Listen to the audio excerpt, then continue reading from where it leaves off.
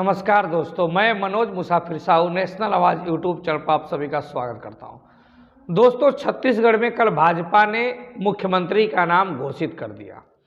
मुख्यमंत्री बनाया आदिवासी समाज से विष्णुदेव सहाय को। विष्णुदेव सहाय अगर मैं बात करूं तो ये साहब आदिवासी समाज से हैं। सरपंच मुखिया से विधायक बने, अटल बिहारी वाजपेयी की सरकार में राज्य मंत्री बने और सांसद रहे 3 बार, 2 बार बीजेपी के प्रदेश अध्यक्ष रहे और आज मोदी जी ने उनको मुख्यमंत्री बना दिया। छत्तीसगढ़ में कांग्रेस का प्रदेश अध्यक्ष बनाए थे मोदी जी ने अरुण साव को। साहू समाज, तेली समाज के जितने लोग थे, लगभग 25% की आबादी छत्तीसगढ़ में साहू समाज की है।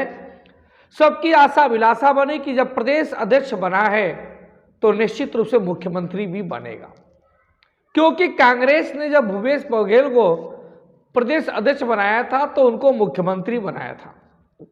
इस आधार पे पूरा तेली समाज, साहू समाज ने वोट दे दिया भाजपा को।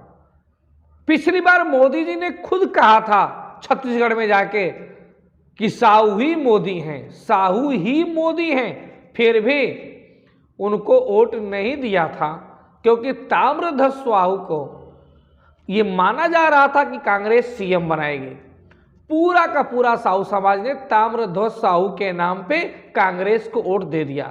इस बार जब बीजेपी ने प्रदेश अध्यक्ष अरुण साव को बनाया तो लोगों को लगा कि तेली को प्रदेश अध्यक्ष बनाया है तो मुख्यमंत्री भी बनाएगी। इस आधार पे पूरा तेली का वोट भाजपा को चला गया। लेकिन हुआ क्या? भाजपा ने बहुत ही सातिराना अंदाज से तेली के कैंडिडेट को सीएम ना बना के बल्कि आदिवासी समाज के व्यक्ति को सीएम बना दिया। निश्चित रूप से लोकतंत्र में सबको अधिकार है, लेकिन यह भी अधिकार है कि जिस राज्य में, एक तो ऐसा राज्य है पूरे देश में जहां पे समाज की आबादी सबसे ज़्यादा है, वहां भी अगर आप सीएम नहीं बनाएंगे तो ये बड़ा कष्ट का विषय होता है। दूसरी बात, पिछली गवर्नमेंट में ताम्रध्वज साहू को नंबर 2 की पोजीशन मिली थी। उनके पास गृह मंत्रालय भी था, उनके पास लोक निर्माण विभाग भी था। क्या इस बार जो अरुण साहू डिप्टी सीएम बनने जा रहे हैं, क्या इनके पास ये 2 महत्वपूर्ण विभाग होंगे कि सिर्फ उनके हाथ में झुनझुना होगा? गृह मंत्रालय, लोक निर्माण विभाग, पीडब्ल्यूडी विभाग सबसे महत्वपूर्ण विभाग थे ताम्रध्वज साहू के पास, लेकिन क्या इस बार अरुण साहू के पास होंगे? इस मंत्रालय के बंटवारे से क्लियर हो जाएगा कि भाजपा की नजर में तेली समाज की अहमियत कितनी है। और तेली और साहू समाज को यह समझना पड़ेगा कि अगर आपके समाज के व्यक्ति को मुख्यमंत्री नहीं बनाया जा रहा है, आपके समाज के व्यक्ति को और ज्यादा कितने साहू लोग और मंत्रिमंडल में शामिल किए जा रहे हैं, अगर 2-4 मंत्रिमंडल में 2 कम से कम शामिल नहीं किए जा रहे हैं, तो आपको यह सोचना पड़ेगा कि आपको ये रास्ता फिर से बदलना पड़ेगा।